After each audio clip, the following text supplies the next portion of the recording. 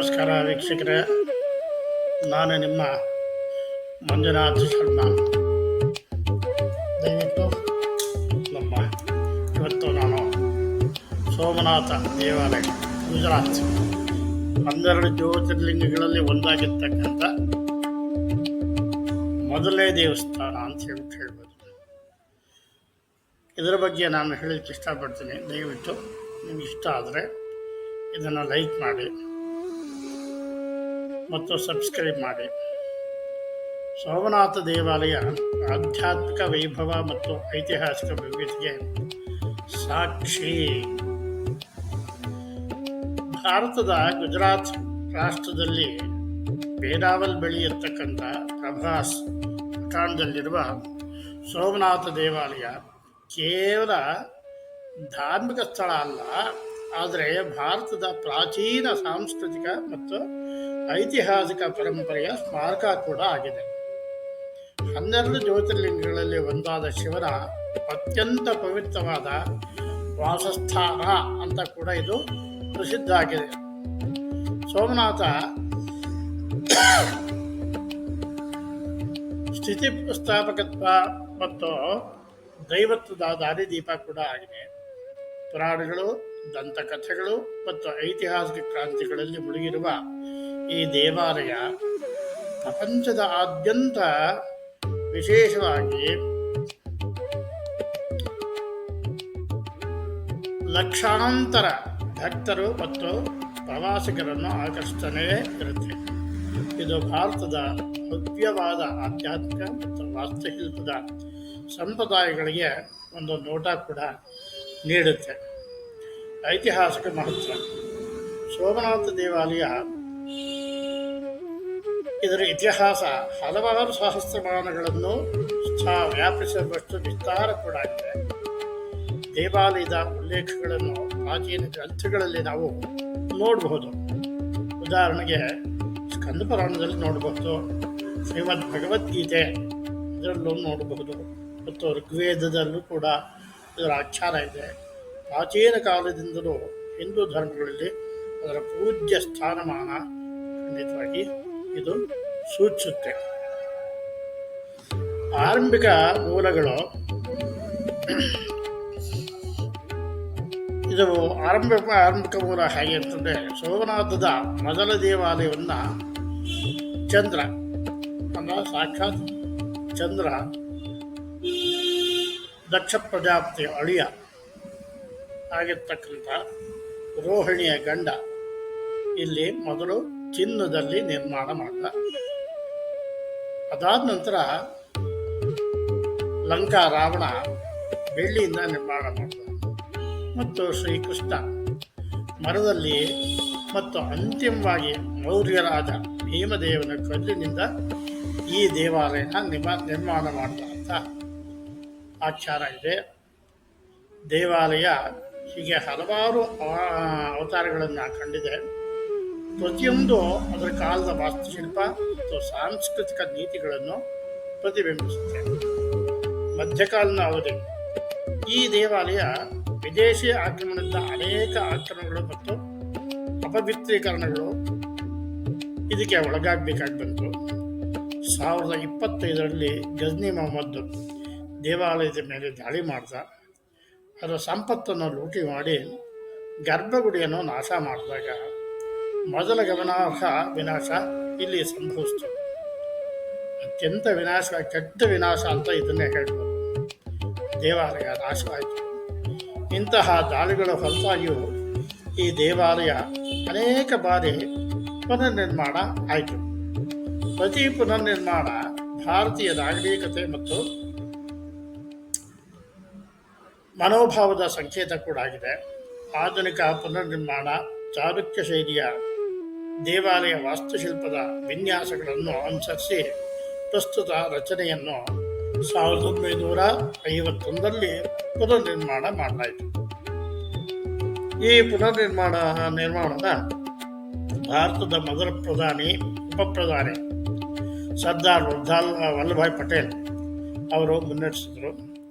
ಮತ್ತು ಪ್ರಸಿದ್ಧ ಇತಿಹಾಸಕಾರ ಮತ್ತು ರಾಜಕಾರಣಿ ಕೆ ಎಂ ಮುನ್ಷಿ ಅವರು ಅವರ ಮಾರ್ಗದರ್ಶನದಲ್ಲಿ ಪುನಃ ಪೂರ್ಣಗೊಂಡಿತು. ಈ ಪ್ರಯತ್ನ ಕೇವಲ ದೇವಾಲಯದ ಪುನರ್ನಿರ್ಮಾಣ ಆಗಿರಲಿಲ್ಲ, ಆದರೆ ರಾಷ್ಟ್ರದ ಆತ್ಮದ ಪುನರುತ್ಥಾನ ಕೂಡ ಆಗಿತ್ತು. ಇದರ ವಾಸ್ತುಶಿಲ್ಪ ಹೇಗಿದೆ ಅಂತ ಹೇಳ್ಬಿಟ್ಟು ನೋಡೋಣ. ಸೋಮನಾಥ ದೇವಾಲಯ ಇದರ ವಾಸ್ತುಶಿಲ್ಪ ಮೇರುಕೃತಿಯಾಗಿದ್ದು, ಅಂದರೆ ಅತೀ ಉನ್ನತವಾಗಿರ್ತಕ್ಕಂಥದ್ದು ಅಂತ. ಚಾಲುಕ್ಯದ ವಾಸ್ತುಶಿಲ್ಪದ ಭವ್ಯತೆ ಮತ್ತು ಸಂಕೀರ್ಣತೆಯನ್ನು ಕೂಡ ಒಳಗೊಂಡಿದೆ.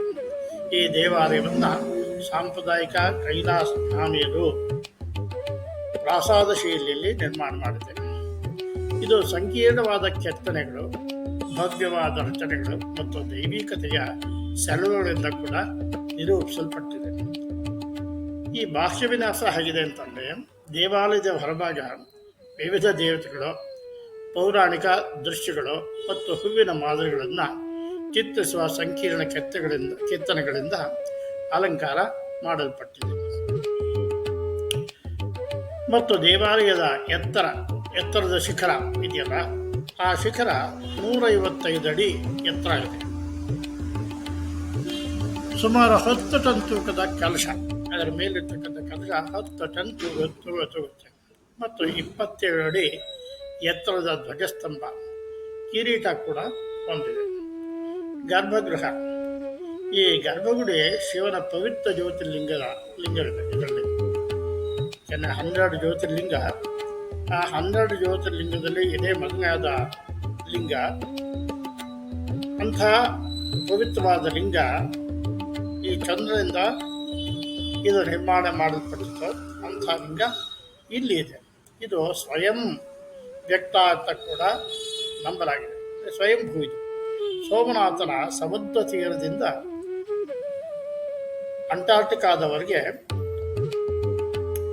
ಯಾವುದೇ ಭೂಪ್ರದೇಶ ಇಲ್ಲದ ರೀತಿಯಲ್ಲಿ ಲಿಂಗನ ಎತ್ತಲಾಗಿದೆ.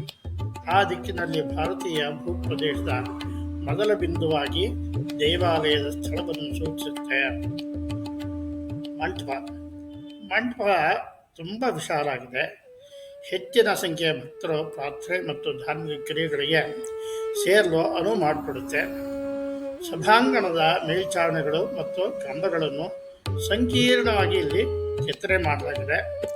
ಪ್ರಾಚೀನ ಭಾರತೀಯ ಕುಶಲಕರ್ಮಿಗಳ ಅಸಾಧಾರಣ ಕುಶಲತೆ ಇಲ್ಲಿ ನಮಗೆ ಗೊತ್ತಾಗುತ್ತೆ. ಸಭಾಮಂಟಪ, ಈ ಸಭಾಮಂಟಪ ವಿವಿಧ ಸಾಂಸ್ಕೃತಿಕ ಪ್ರದರ್ಶನಗಳು ಮತ್ತು ಧಾರ್ಮಿಕ ಸಭೆಗಳಿಗೆ ಬಳಸಲಾಗುವ ಈ ಸಭಾಂಗಣ ದೇವಾಲಯದ ವಾಸ್ತುಶಿಲ್ಪದ ಮತ್ತೊಂದು ಪ್ರಮುಖ ಅಂಶವಾಗಿದೆ. ಸ್ತಂಭಗಳು ಮತ್ತು ಛಾವಣಿಯ ಮೇಲಿನ ವಿವರವಾದ ಕೆತ್ತನೆಗಳು ದೇವಾಲಯದ ಸೌಂದರ್ಯ ಮತ್ತು ಆಧ್ಯಾತ್ಮಿಕ ಆಕರ್ಷಣೆಯನ್ನು ಹೆಚ್ಚು ಮಾಡುತ್ತೆ. ದಂತಕಥೆಗಳು ಮತ್ತು ಪುರಾಣಗಳು, ದೇವಾಲಯದ ಆಧ್ಯಾತ್ಮಿಕ ಮಹತ್ವ, ಅದರೊಂದಿಗೆ ಸಂಬಂಧಿಸಿದ ಹಲವಾರು ದಂತಕಥೆಗಳು ಮತ್ತು ಪುರಾಣಗಳಿಂದ ಇದು ವೃದ್ಧಿಸುತ್ತೆ ಅಂತ. ಈ ಕಥೆಗಳು ದೇವಾಲಯದ ಅತೀಂದ್ರಿಯ ಸೆಳವು ಹೆಚ್ಚುತ್ತೆ ಮಾತ್ರದೇ ಹಿಂದೂ ಪುರಾಣಗಳ ಶ್ರೀಮಂತ ಸಾಂಸ್ಕೃತಿಕ ವಾಸ್ತವವನ್ನು ಪ್ರತಿಬಿಂಬಿಸುತ್ತೆ. ಸೋಮನಾಥನ ದಂತಕಥೆ ಪ್ರಕಾರ ಈ ದೇವಾಲಯವನ್ನು ಮೂಲತಃ ಚಂದ್ರದೇವರು ಅಂದರೆ ಸೋಮ ಪ್ರಾಯಶ್ಚಿತ್ತವಾಗಿ ನಿರ್ಮಾಣ ಮಾಡಿದ. ಸೋಮನು ಅವನ ಮಾವ ದಕ್ಷನಿಂದ ಕ್ಷೀಣಿಸುವಂತೆ ಶಾಪಗ್ರಸ್ತನಾಗಿದ್ದ ಮತ್ತು ಆ ಸ್ಥಳದಲ್ಲಿ ತಪಸ್ಸು ಮಾಡಿದ ನಂತರ ಅವನ ಶಾಪ ಭಾಗಶಃ ಮುಕ್ತಾಗುತ್ತೆ. ಸಂಪೂರ್ಣವಾಗಿ ಮುಕ್ತ ಆಗಲ್ಲ, ಭಾಗಶಃ ಮುಕ್ತ ಆಗುತ್ತೆ. ಇದು ಚಂದನ ಬೆಳವಣಿಗೆ ಮತ್ತು ಕ್ಷೀಣಿಸುತ್ತಿರುವ ಹಂತಗಳಿಗೆ ಕಾರಣ ಆಯಿತು. ಸೋಮನಾಥ ಎಂಬ ಹೆಸರು ಚಂದ್ರದೇವರ ರಕ್ಷಕ ಅಂತ ಕೂಡ ಇದಕ್ಕೆ ಹೆಸರು ಬಂತು. ಅಂದರೆ ಹಗಲು ರಾತ್ರಿ ಅಂದರೆ ಈ ಅಮಾವಾಸ್ಯೆ ಇದೆಯಲ್ಲ, ಅಮಾವಾಸ್ಯವರೆಗೂ ಈ ಚಂದ್ರ ಕ್ಷೀಣಿಸ್ತಾ ಬರ್ತಾನೆ ಬೇರೆ ಬೇರೆ ಕಲೆಗಳಿಂದ. ಪೌರ್ಣಮನಲ್ಲಿ ವೃದ್ಧಿ ಆಗ್ತಾ ಬರ್ತಾನೆ. ಇದು ಈ ಶಾಪದ ಒಂದು ಕಾರಣ. ಜೊತೆಗೆ ಇಲ್ಲಿ ಇವನು ಸ್ಥಾಪನೆ ಮಾಡಿದ್ದರಿಂದ ಇದಕ್ಕೆ ಸೋಮನಾಥ ಅಂತ ಕೂಡ ಇದಕ್ಕೆ ಹೆಸರು.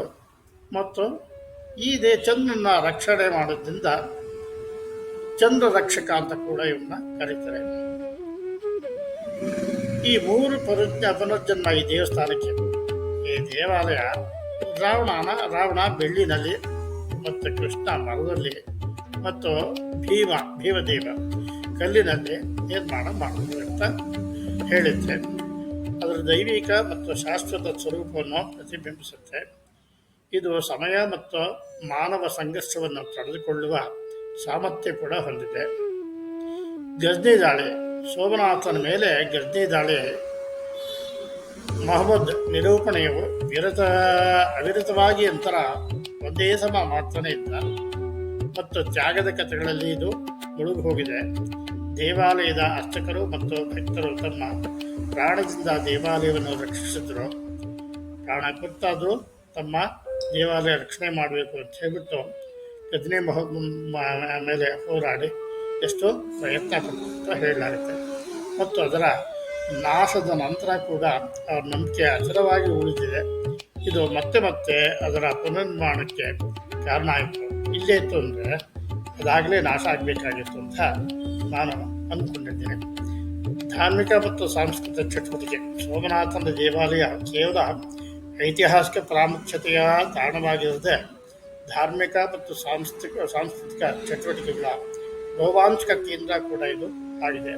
ಪ್ರಪಂಚದಾದ್ಯಂತ ಭಕ್ತರನ್ನು ಸೆಳೆಯುವ ಹಲವಾರು ಆಚರಣೆಗಳು, ಹಬ್ಬಗಳು ಮತ್ತು ಘಟನೆಗಳು ಇಲ್ಲಿ ನಡೆಯುತ್ತೆ.